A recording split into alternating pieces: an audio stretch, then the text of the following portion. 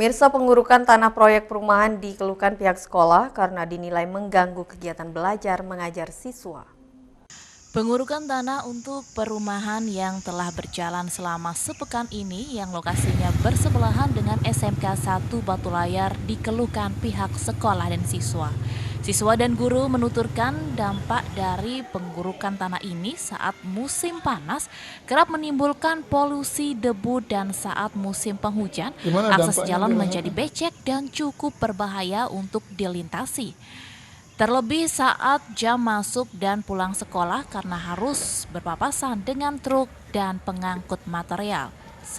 Gimana dampaknya dirasakan? Banyak polusi debu, banyak truk lewat juga. Truk lalang ya? Apa harapannya? Semoga diperbagus jalannya. Infonya mau dibangun apa di sebelah, tahu enggak?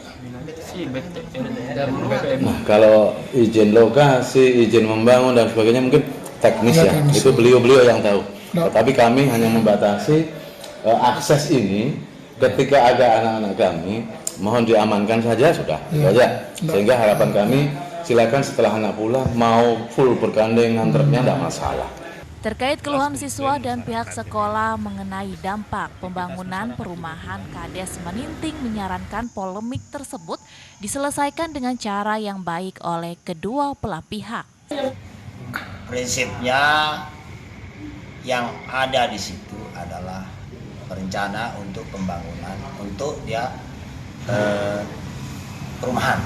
Proyek perumahan tersebut telah mendapat rekomendasi berjejaring dari Kadus, Kades hingga Camat dan terkait pemberian izin pemanfaatan lahan menjadi kewenangan Dinas PU/PR Kabupaten Lombok Barat. Sementara dari informasi yang dihimpun di lokasi proyek ini akan dibangun sebanyak 50 unit rumah bersubsidi. Dari Lombok Barat, Hari Kasih di iNews melaporkan. Pemirsa, Khairul Rizal resmi diterima SK DPW Perindo NTB, ditargetkan kepengurusan Perindo hingga 5.000 ranting di desa se-NTB dan duduki Ketua DPRD Provinsi, Kabupaten, Kota pada pemilu 2024. Khairul Rizal resmi dilantik oleh Ketua Partai Perindo Haritanu Sudibyo menjadi Ketua DPW Partai Perindo NTB yang baru pada Jumat lalu di Surabaya. Setelah resmi menjabat sebagai Ketua Partai Perindo NTB, Khairul Rizal kini akan memiliki tugas dalam melakukan pendataan dan pembentukan kepengurusan partai hingga ranting di 5.000 desa di NTB. Selain itu juga Khairul Rizal menargetkan pada pemilu 2024 Partai Perindo dapat menduduki kursi Ketua DPRD tingkat provinsi maupun kabupaten kota. Tugas saya berikutnya adalah membangun mesin partai sampai tingkat ranting dan tingkat dusun.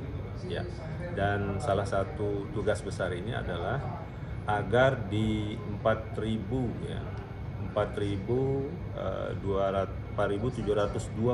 dusun di Pulau Lombok dan 1.960 dusun di Pulau Sumbawa, ya, kami akan memastikan di seluruh dusun itu akan ada pengurus Partai Perindo untuk menyongsong kemenangan pemilu 2024.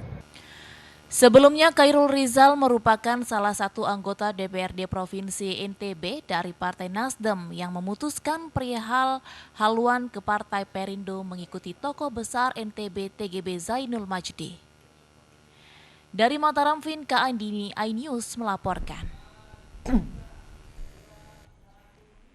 Pemirsa, ribuan jamaah nyatakan dukungan ke Anies Baswedan untuk menjadi presiden saat safari politik ke Ponpes Siatova Bodak, Lombok Tengah. Bakal calon presiden 2024, Anies Baswedan melakukan safari politik ke Pondok Pesantren Yatova Bodak, Kecamatan Praya, Kabupaten Lombok Tengah, untuk meminta dukungan kepada ribuan jamaah yang hadir untuk maju pada Pilpres 2024. Anies Baswedan menyatakan maju pada Pilpres 2024 mendatang untuk membawa perubahan Indonesia lebih baik dan adil dari sebelumnya. Kita sama-sama ikhtiarkan untuk bangsa kita, negeri kita, negara kita bisa menjadi negeri yang lebih baik. Sementara itu, TGH Fadil Fahil Thohir, pendiri Ponpes Yatova Bodak, menyatakan akan terus mendukung dan mendoakan Anies Baswedan agar terpilih menjadi presiden. Selain itu, TGH Fadil juga menyatakan keluar dari